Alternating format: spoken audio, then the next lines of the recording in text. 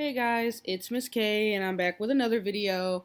So last time we did the Bat Family. So this time I decided just in that same vein to go ahead and do the Teen Titans.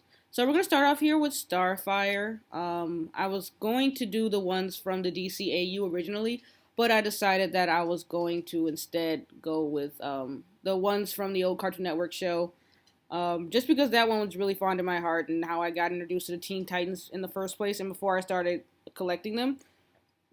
So with that being said, I started off with Starfire. I felt like since she's such a happy person in the show, that she would pretty much like to wear dresses and be kind of sweet, sort of like that. So I made her cheery. I made her want to be friends with literally everyone on the planet, a foodie because she was always eating really weird stuff, and I made her all around a good person just because she's such a sweetheart in the show. So I had a lot of fun deciding what her regular day life would be like.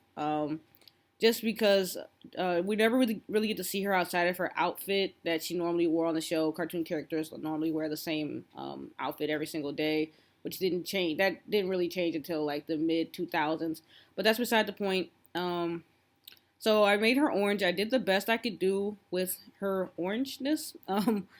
Unfortunately, I couldn't make her a more brazen, prettier orange. Instead, it's kind of got this alien orange on it, which is super upsetting. But I was able to get her hair right for the most part. After her, I moved on to Raven. I made Raven sort of interested in like doing like elixirs and stuff like that. At first, I believe I was gonna make just Starfire the young adult, because I was going after DCAU one, but then I decided to make them all young adults instead, just because I had more fun. I had the most fun doing Raven just because she was my favorite character. I still love reading her. I have some of her standalone comics, and even though she's got this goth style, I still like thought that some of the outfits that we had in The Sims would fit her really well. And probably out of this whole cast, she's probably my favorite one that I did.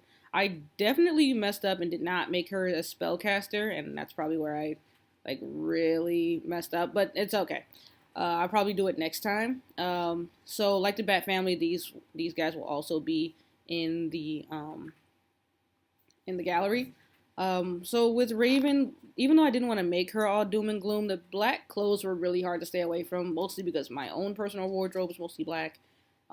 And just the way her pale skin looked and everything like that. I think she's actually the closest one to the one that she actually looks like.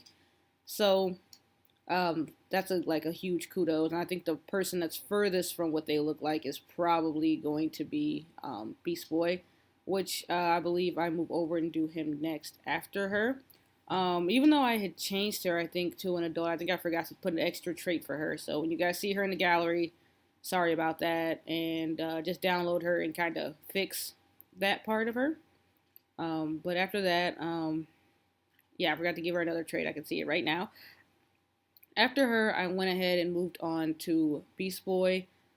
Beast Boy was more fun to do also, just because he rarely really gets he rarely gets a lot of attention in the show. In the DCAU, he kind of spreads his wings a little bit more, and he seems to be more of a rounded out character. I made him an animal lover, a goofball, a vegetarian, and definitely a friend of the green. That was a huge staple of who he was in the Cartoon Network version. He was definitely a vegetarian just because he himself could turn into animals. If you guys haven't ever watched that Teen Titans, or if you're too young, or maybe you were too old when it came out, either way, you should go check it out. It's on HBO Max. It's super cool. So after him, I moved on to Cyborg. Cyborg was hard to do, obviously, because he is a mechanical man and he doesn't really wear clothes. So I had to base this one off of the one in The Outsiders, and the Young Justice universe, just because it was easier to see him from what he used to look like. We never really got to see Victor Stone, what he used to look like in the cartoon. So with that, I gave him genius, active, bro. You know, he was a football player before he had his accident, and his aspiration being a computer whiz, just because he is huge on technology and things like that. So dressing him, I kind of had to have a lot of fun with him. And last but not least, I decided to do Robin Dick Grayson, because theoretically that is the supposed Robin that was in that Teen Titans. Even though they're a little bit mixed up when it comes to the comics, that is supposedly him because that's the one that meets Starfire.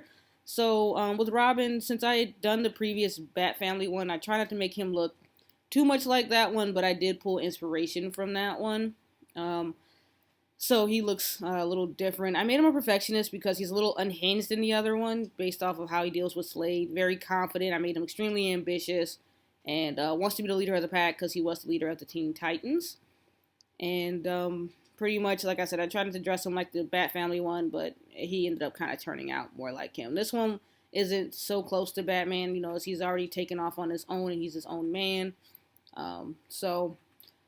Like I said, they're going to be in the gallery. They're named Titans. Their last names are all Titan because it would not let me. And while Dick Grayson actually has a name, the rest of them do not. And there's like a final walkthrough of what they all looked like. I changed Raven's eyes because they just didn't look good. But here's what they all look like, and here what all their outfits were. So thanks for watching the video, guys. Bye.